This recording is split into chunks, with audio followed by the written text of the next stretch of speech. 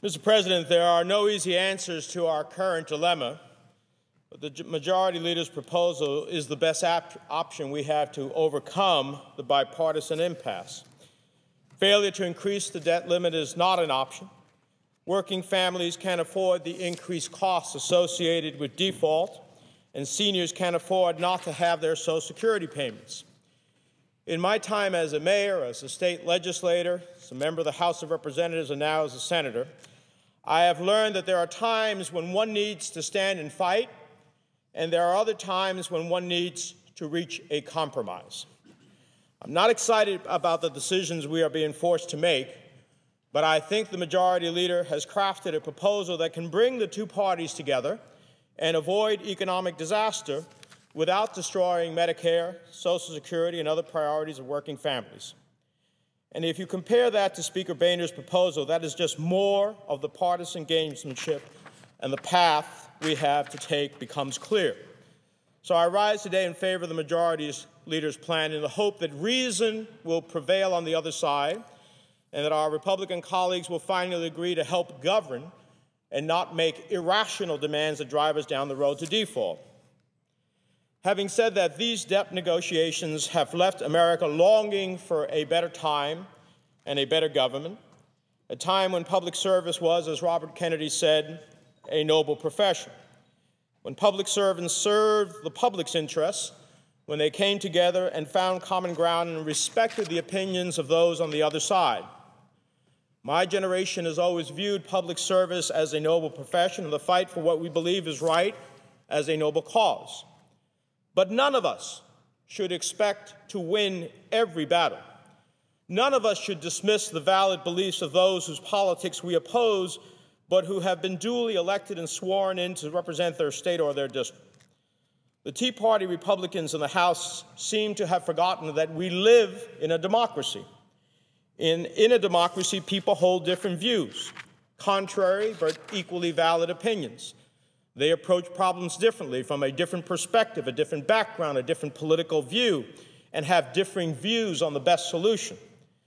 The art of governing is bridging those differences. Governing is finding common ground. Governing is what Ronald Reagan talked about in his autobiography, An American Life, when he spoke about the importance of political compromise.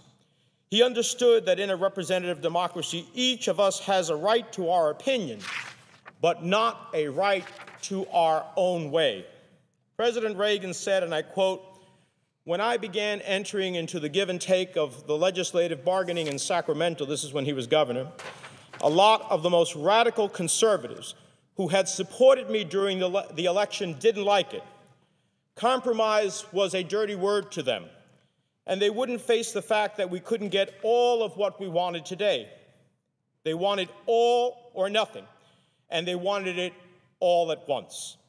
If you don't get it," some said, "don't take anything." Sound familiar? It should.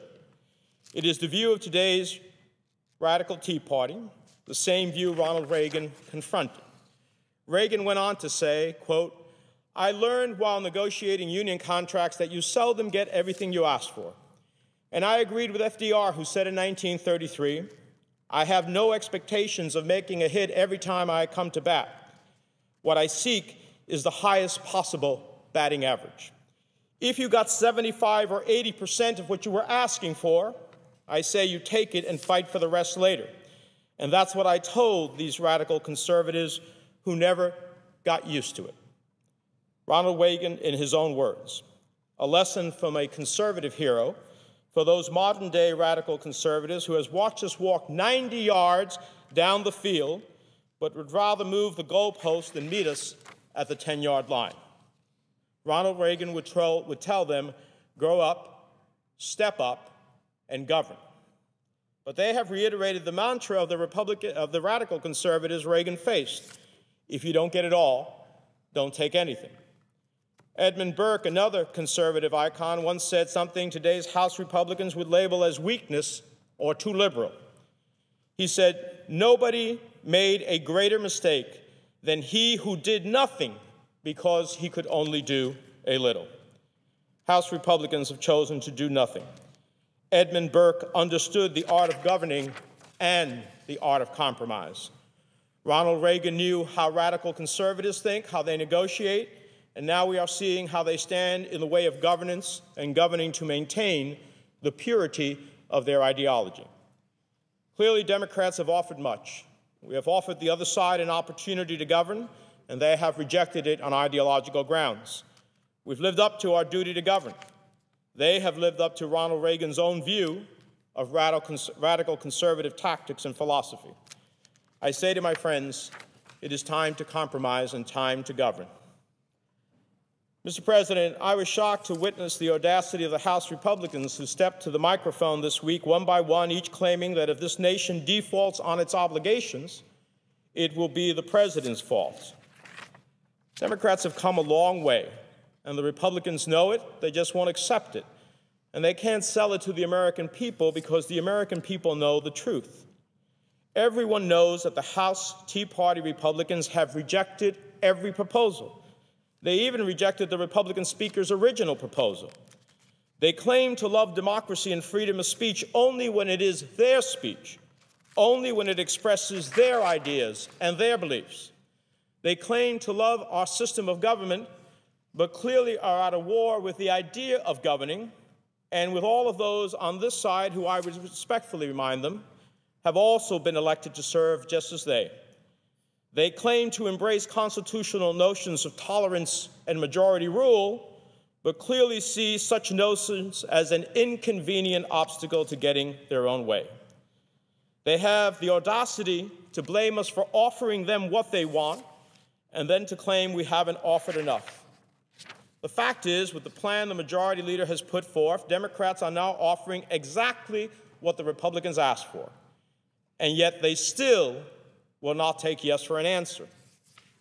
They even claim that they are willing to compromise as long as it is within their framework, the framework of their original demands, that they will compromise on the kind of balanced budget amendment we pass, that they will only compromise on how deep the cuts to entitlements are, but they will not compromise on subsidies to big oil companies or billionaire tax cuts that wealthy Americans have themselves, though they've told us that they won't compromise on that. In effect, their only compromise is getting their own way and calling it compromise. Well, there is a difference between compromise and total capitulation. There must be common ground. They simply can't call for surrender. There's an old Scottish proverb that says, better bend than break. I say to my colleagues, we have done the bending, and now it's time to govern. I say to my colleagues, better bend than break, because in this case, it is our economic integrity that stands to break. It's time for the truth. It's time we look at the real impact on real people's lives if Republicans continue to stand firm, unwilling to bend, unwilling to compromise, unwilling to govern, but clearly willing to take America down the road to default. According to Secretary Geithner, the consequences for the nation and for millions in my home state of New Jersey would be deep and far-reaching. Failure to raise the debt limit, failure to allow Treasury to meet the obligations that the United States has already incurred would be the ultimate tax increase on every American. As such, surely it would violate the radical rights pledge to Grover Norquist, and make no mistake, it would be a tax increase.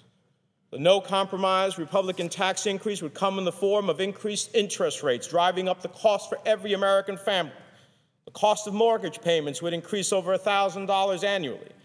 Equity prices and home values would decline, which in turn would reduce retirement savings and affect the long and short-term economic security of every American.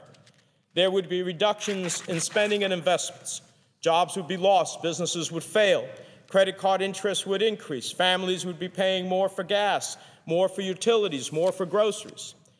Based on J.P. Morgan's financial analysis during the debt ceiling and government shutdown debate in 1995 and the crisis in 2008, interest rates on Treasury bonds could conceivably rise 75 or even 100 basis points.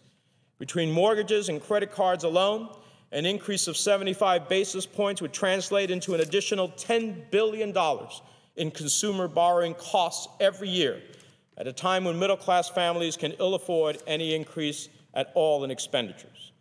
And from an international perspective, default would have prolonged and disastrous negative consequences on the safe haven status of treasuries and the dollar's dominant role in international financial systems. It would reduce the willingness of investors here and abroad to invest in the United States. In my state of New Jersey, the impact of default would be immediate and all too real. Payments on a broad range of benefits on other obligations would either be postponed, limited, or discontinued. That includes military salaries and retirement benefits for 1,200 troops currently deployed from New Jersey, both active and reservists, and almost 500,000 veterans. Benefits for almost 1.5 million Social Security beneficiaries and 1.3 million Medicare enrollees would be interrupted. Student loan payments, Medicaid payments to states for seniors and the disabled in nursing homes, payments needed to keep critical government facilities operating, providing the services people need. The total for all these expenditures for New Jersey alone is $80 billion. $80 billion to New Jersey alone. That averages out to be about $26,000 per household in my state, putting a significant portion of the federal government's investment in New Jersey and its people at risk. And yet the Republicans of the House and many in this chamber will not bend, will not compromise, refuse to step up and govern. Their ideology demands that they protect entitlements for the most entitled Americans, big oil, corporate jets owners, and those who hold the majority of the wealth in this nation. In my view, in my life, and in my work, I've come to understand how wrong they are. When the 400 richest Americans at the top hold more wealth than 150 million Americans at the bottom, we cannot simply put the burden on those who can ill afford it. Let's be clear. The Republican protection of the entitled class has nothing to do with balancing the budget or reducing the deficit, nothing to do with values, nothing to do with faith or cultural conservatism, nothing to do with community responsibility. It has everything to do with an extreme anti-government political agenda that is, in fact, anti-community. I believe we can do better for families, better for every American if we live and govern by the values we preach. During this process, those of us on this side of the aisle have held to the sociologist Max Weber, who once called the ethic of responsibility. House Republicans are pursuing what he called the ethic of ultimate ends. George Packer, in a recent New York article, said, "These ethics are tragically opposed, but the true calling of politics requires a union of the two. We on this side believe in ethical responsibility and doing what is right for the nation. Republicans have shown that they believe in one thing only, achieving their ultimate political end. And in this case, achieving that end means standing in the way of any compromise, even if it threatens to paralyze the nation's economy, even if it means rejecting the wisdom of their own hero, who understood the importance of compromise in the art of governance. I repeat what Reagan said. Compromise was a dirty word to them, and they wouldn't face the fact that we couldn't get all of what we wanted today. They wanted all or nothing, and they wanted it all at once. If you don't get it all, some said don't take anything.